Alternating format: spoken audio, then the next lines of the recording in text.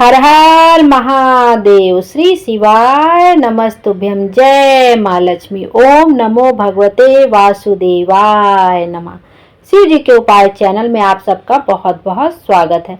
आइए आज के वीडियो में देखेंगे आषाढ़ पूर्णिमा का व्रत किस दिन रखा जाएगा, 10 जुलाई को या 11 जुलाई को। हर महीने की आखिरी तिथि पर पूर्णिमा का त्यौहार मनाया जाता है। इस तिथि को भगवान विष्णु और माँ लक्ष्मी की कृपा प्राप्त करने के लिए शुभ माना जाता है। धार्मिक मान्यताओं के अनुसार आषाढ़ पूर्णिमा के दिन श्री हरि और पवित्र नदी में स्नान करने से साधक के सभी पाप कट जाते हैं। आइए देखते हैं आषाढ़ पूर्णिमा पर शुभ मुहूर्त कौन से बन रहे हैं और किस दिन आषाढ़ पूर्णिमा का व्रत रखा जाएगा। पूजा करने का शुभ मुहूर्त कब से कब तक है। वैदिक पंचांग के अनुसार आषाढ़ पूर्णिमा की शुरुआत 10 जुलाई को देर रात 1:36 पर होगी। वहीं इस तिथि का समापन 11 जुलाई को देर रात 2:06 पर होगा। ऐसे में उदया तिथि के अनुसार 10 जुलाई को आषाढ़ पूर्णिमा का पर्व मनाया जाएगा। आषाढ़ पूर्णिमा के दिन पूजा का जो आपका शुभ मुहूर्त है वो ब्रह्म मुहूर्त है। सुबह 4:10 से लेकर 4:50 तक। फिर विजय मुहूर्त है दोपहर में 2:45 से लेकर 3:40 तक। फिर गोधूली मुहूर्त है शाम को 7:21 से लेकर 7:41 तक। फिर निशिता मुहूर्त है रात्रि में 12:06 से लेकर 12:47 तक। यह है शुभ मुहूर्त जिसमें आप पूजा अर्चना कर सकते हैं। पूर्णिमा तिथि के दिन दान करना भी बहुत शुभ माना जाता है। आइए अब देखते हैं इस बार पूर्णिमा तिथि पर कौन कौन से शुभ योग बन रहे हैं। इस बार आषाढ़ पूर्णिमा पर बहुत सारे शुभ योग बन रहे हैं। पहला इंद्र योग बन रहा है आषाढ़ पूर्णिमा में। इस योग में भगवान विष्णु की पूजा करने से साधक को आरोग्य जीवन का वरदान मिलेगा, साथ ही सभी प्रकार के कष्टों से मुक्ति मिलेगी। इंद्र योग का संयोग रात में 9:38 तक है। दूसरा योग बन रहा है आपका भद्रावास योग। इस योग का संयोग दोपहर में 1:55 तक है। इस दौरान भद्रा पाताल में रहेगी। इन योग में गंगा स्नान कर भगवान विष्णु और वेद व्यास जी की पूजा करने से हर मनोकामना पूर्ण होगी। ज्योतिषियों की माने तो बैसाख पूर्णिमा पर पूर्व साढ़ा योग का भी संयोग है। पूर्व साढ़ा योग पूर्ण रात्रि तक है। इसके साथ ही बवकरण के भी संयोग है। इन योग में लक्ष्मी नारायण जी की पूजा करने से साधक के जीवन में व्याप्त सभी प्रकार के दुख एवं संकट दूर हो जाएंगे। आषाढ़ पूर्णिमा को गुरु पूर्णिमा के नाम से भी जाना जाता है। आषाढ़ पूर्णिमा के दिन गुरु पूर्णिमा भी मनाई जाती है।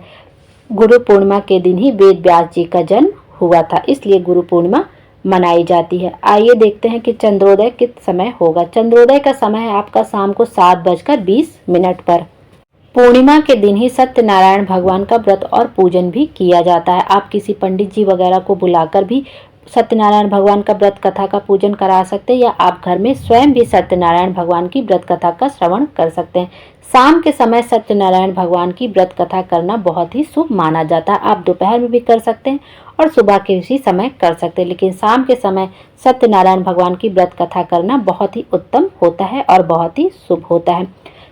पूर्णिमा के दिन विष्णु भगवान और माँ लक्ष्मी की विधि विधान से पूजा अर्चना करने के बाद आपको पूर्णिमा व्रत कथा का श्रवण अवश्य करना चाहिए। आइए अब पूर्णिमा का उपाय देख लेते हैं कि पूर्णिमा के दिन ऐसा कौन सा उपाय कर सकते हैं जिससे हमारी सभी मनोकामनाएं पूर्ण हो।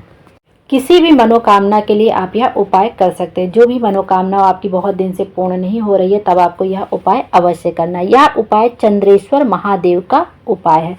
आपको क्या करना है, एक तांबे का लोटा लेना, उसमें शुद्ध जल भरना है अपने घर का और 5 बेलपत्र डालनी है जो कहीं से कटी फटी ना। उसी लोटे के जल में आपको 5 बेलपत्र डाल देनी। एक कमल गट्टा डाल देना है। कमल गट्टा काले रंग का होता है, आपने देखा होगा। कमल गट्टा उसमें डाल देना है। और पूर्णिमा के दिन प्रदोष काल का समय वो जब सूरज अस्त होने 45 मिनट पहले से लेकर जब सूरज अस्त हो जाता है 45 मिनट बाद तक का समय प्रदोष काल कहलाता है। उस समय आपको यह उपाय करना है शाम के समय।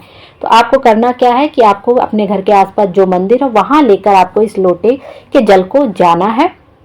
एक जो है लोटा लेना है, उसमें आपको 5 बेलपत्र डालनी है और एक कमल गट्टा डालनी है और शंकर भगवान के मंदिर में जाकर शिवलिंग के ऊपर चंद्रेश्वर महादेव का नाम लेकर इस जल को समर्पित करना है। आप खड़े किधर भी हो सकते हैं, चाहे पूरा पश्चिम किधर भी खड़े होकर चंद्रेश्वर महादेव का नाम लेकर अपनी मनोकामना बोलकर धीरे धीरे जल शिवलिंग के ऊपर समर्पित कर देना और जो 5 बेलपत्र ले गए वो निकाल के आपको शिवलिंग के ऊपर समर्पित कर देना और कमल गट्टा भी वहीं पर समर्पित कर देना है। श्री शिवाय नमस्तुभ्यम बोलते, नमः शिवाय बोलते यदि आप बोलते हुए ऐसी अपनी कामना भगवान चंद्रेश्वर महादेव से कहते हैं तो अगली पूर्णिमा तक आते आते आपकी मनोकामना जरूर से जरूर पूर्ण हो जाएगी। भोले बाबा हम सब की मनोकामना पूर्ण करें और हमारे जीवन को खुशियों से भर दे। Thank you.